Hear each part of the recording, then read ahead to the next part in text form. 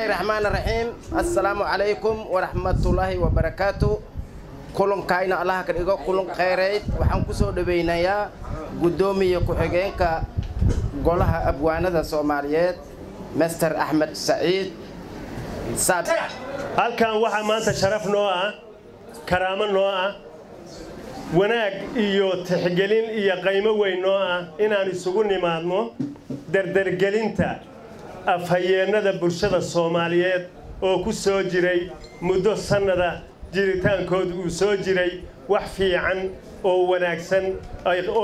qabteena ku naaloonaya maanta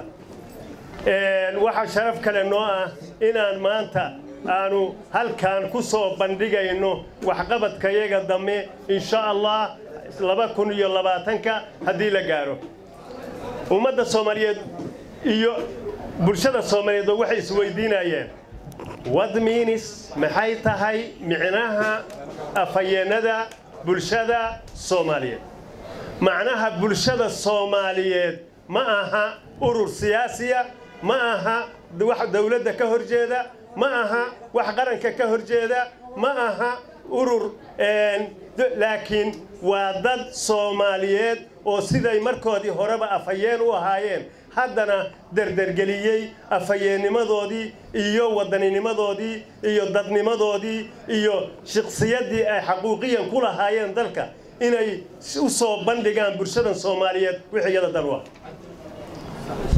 waxaan rajaynaynaa haddii ilaahayno ummadda Soomaaliyeed oo aan ka codsanaynaa ee codkayaga maqlaa inay nala shaqeeyaan oo aysan u qaadan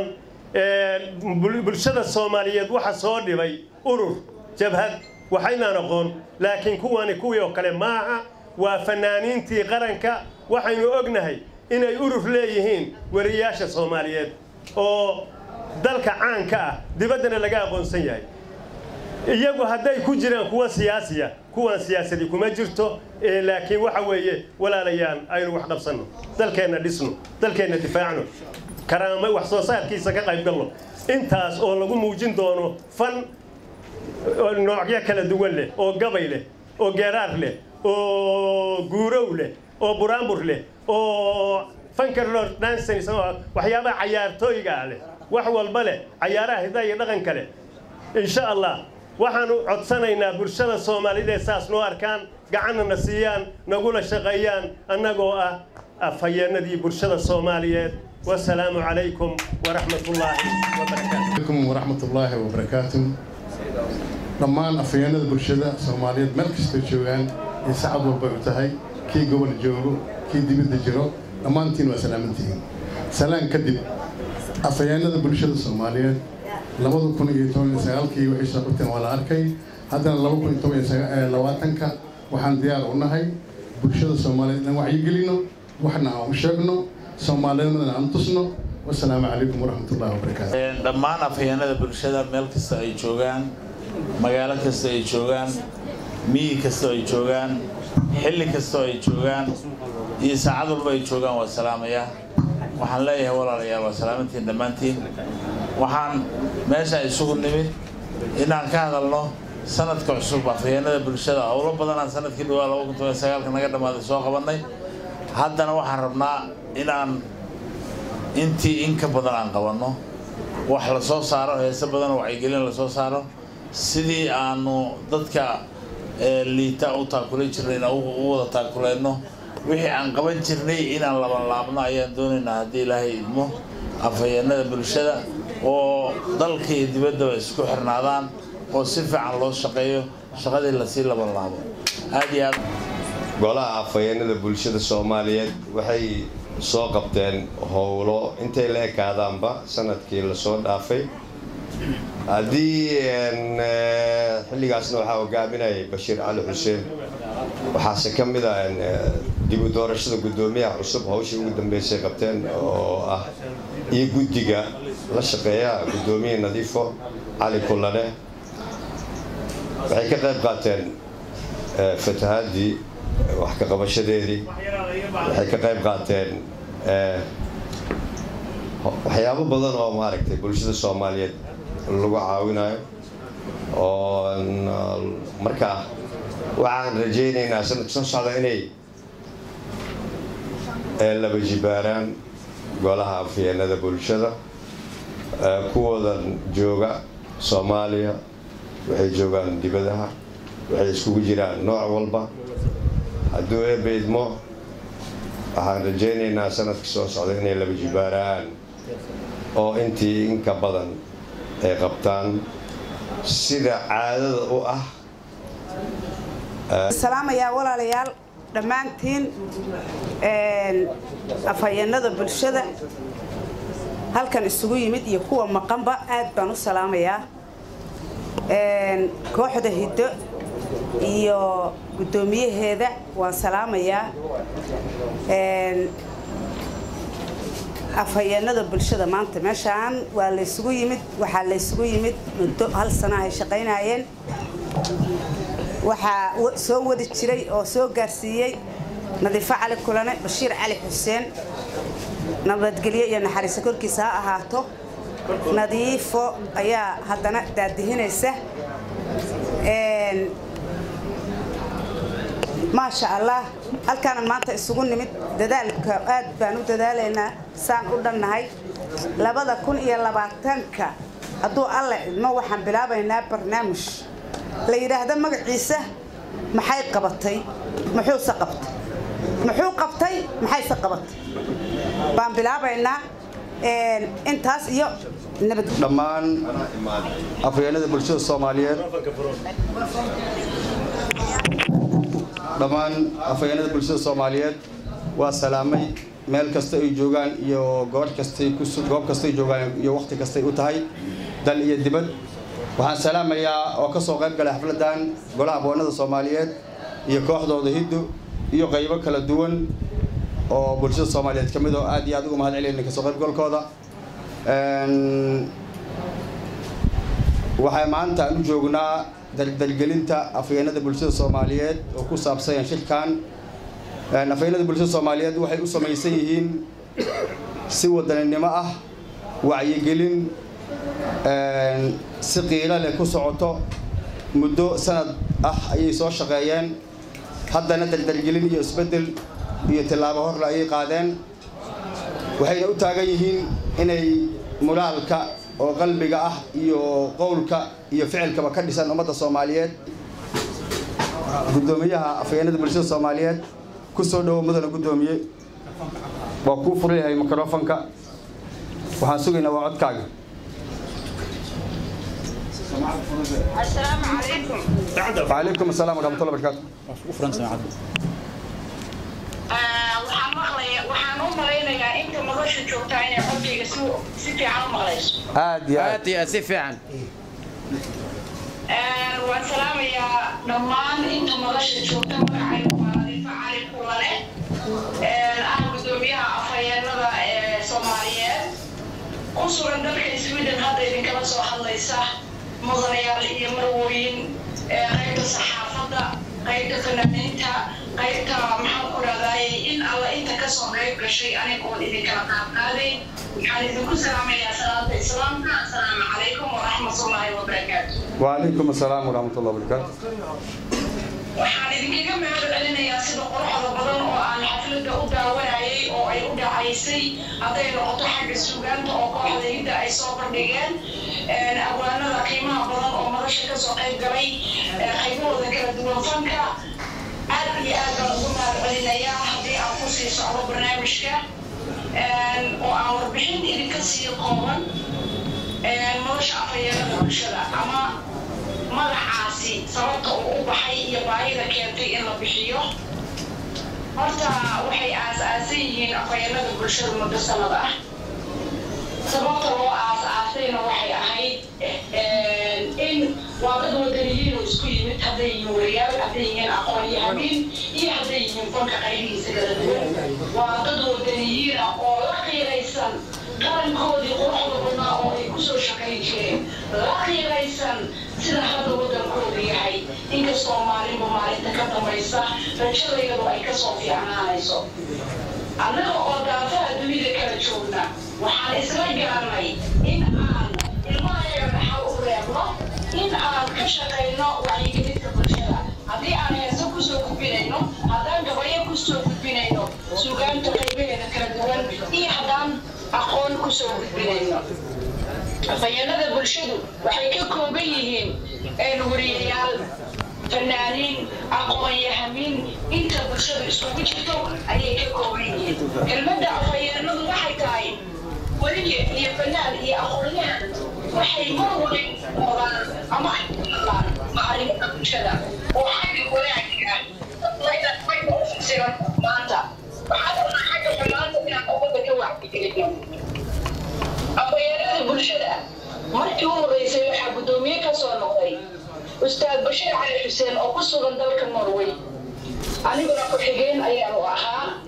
salaad cabdiraxmaan wuxuu ahaa xogay muddo ayay soo wadeen heerka maanta la joogo ayay soo gaarsiiyeen aniguna muddo hadda aan dheerayn maximum 2 bilood meelahaas ah ayaa kooxda ii dooratay inaan guddoomiye u noqdo guddoomiye ku-xigeenna waxaa ah hadda mas-uul naga maqan ama abwaan naga maqan oo la yidhaahdo daahir fiyoore xogayaha guudna waxaa ah daahir kalefow oo ku sugan labadooduba ay ku sugan yihiin magaalada muqdisho run ahaantii waxqabadka ay kooxda ay qabatay haddii aan ka soo sheekeeyo muddadii ay dhisnayd waxaa jira hees uu sameeyey abwaan axmed siciid cali axmed saabir oo la yidhaahdo waan qiiroonaya oo lagu bilaabay waxqabadkii koowaad heeskaa kooxdaada fanaan baadil ibraahim oo ku sugan dalka jarmalka laxanka iyo muusigada baadil ayaa iskale waxaa jirta dad walaalaheen ah oo fanaaniin ah oo magaranaysaa aan u gurmanay oo aan caawinay maadaama annagu aan isku qabiil nahay maadaama aan walaalo nahay maadaama aan ehel nahay maadaama aan isku qoys nahay waxaan caawinay ilaa iyo 3 qof ugu yaraan oo fanaaniin ah oo ku sugan magaalada muqdisho kuwaas oo xanuunsada umaynan raadsan dawlad kaalmo umaynan raadsan hay-ado kaalmo oo waxaan doorbidnay inaan annagu jeebkayaga aan ka dacno walaalahaas alxamdulilah waxaa ugu horeeyey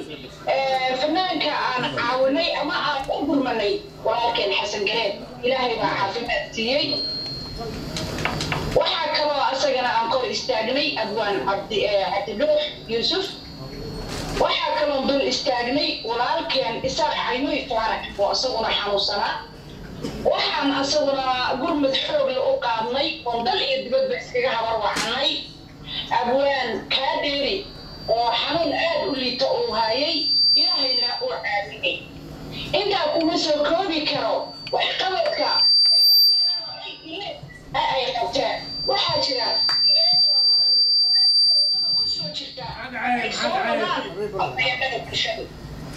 afkaarahoodu waxay gaarsiiyaan meelo fogfog sida social mediaha waxay leedahay wariyaal ku sugan dalka dibaddiisa sida afhayeenka guud ee afhayeenada bulshada oo noo jooga dalka jarmalka maxamed aways mudday boqorka bartamaha oo halkaas wax waliba oo afhayeenada bulshadu ay qabtaan social media iyo maxaan ku raadayay dibadahaba gaarsiiya waxaan leeyahay aan u rajaynayaa afhayeenada bulshadu in ay ubadkooda jiilka soo socda ay dhaxal u reebaan xasuus u reebaan annagu waxaan nahay dad ka soo shaqeeyey qarankii dowladda dhexe maxamed siyaad bare ilaahay u naxariistee intii dalku burburka ku jirayna intaas kama aynaan quusan rajada oo mar waliba waxaan la garab taagnayn ma garanaysaa ummadayada wacyigelin kuma soo koobi kara halkan maxaan ku rahaa waxqabadkayaga iyo yoolka aan hiigsanayno aan rabno mustaqbalka inaan gaarno waa rajo aad u weyn weeyaan waxaan rajo aad u weyn ka qabnaa inaan ummadayada musalsalo iyo heeso iyo gabayo iyo suugaan fara badan intaba aan la wadaagno aad iyo aad ayaan idiin salaamayaa aniga xaggayga waan soo gaabinayaa xaggiinana wixii su-aalaha waan idinkaga jawaabi doonaa assalaamu calaykum عليكم ورحمة الله وبركاته دمان حبناها قولها أبوانا دمان أفهيennada bulshada دمان فنانين تكلا قديسان محوها كسو قيب قشي حفلة ما أنت أنكو dardargalinay إنه وحقبتك أفهيennada bulshada الصومالية وحنكو فرح سنة هاي إن أن محوها مدة سنة يحوغا أي شقينيان أفهيennada bulshada oo ka kooban fanaanin abwaano wariyayaal aqoon-yahan dhakhaatiir farsamo yaqaano iyo dad bulshada qaybaheeda kala gedisan aad iyo aadan ugu faraxsannahay waxa ay qabtaan iyo waxa muxuu ahaa shacabka Soomaaliyeed way og yihiin dadaal badan baa la galay intii muxuu ahaa howlahan la waday khaas ahaan intii uu gudoomiyaha ka ahaa fanaanka Bashiir Cali Xuseen Af-hayeennada bulshada aad ayay u shaqeeyeen run ahaantii maantana waxaan ku faraxsanahay gabadha fanaanada ah la yiraahdo Nadiifa Cali Kulane inay madax ka tahay aan hubo inay muxuu ahaa meeshii uu Bashiir keenay si fiican uga sii hinqi doonto haddii alla yiraahdo waxaan muxuu ahaa fanaaninta Soomaaliyeed iyo abwaanada iyo bulshada qaybaheeda kala gedisan meel kasta oo joogaan ku soo dhaweynaynaa ka qayb qaadashada howlaha ay hayaan Af-hayeennada bulshada oo ah dadkii weligoodba wacyi gelin jiray ummadan weligood ku dadaali jiray weligood baraarujin jiray khaas ahaan fanaaninta Soomaaliyeed ee qurba joogta ah oo muxuu ahaa ayagu xooga u badan ee muxuu ahaa Af-hayeennada bulshada sameynaya iyo kuwa dal joogta oo iyaguna qayb kala qaadanaya aad iyo aad u mahadsantihiin waa ku faraxsanahay ka soo qaybgalka barnaamijkan qaaliga waxaan leeyahay Af-hayeennada bulshada hambaliyo hawl wacan insha Allah sanadka 2020 waxay qaban doonaan shaqo aad iyo aad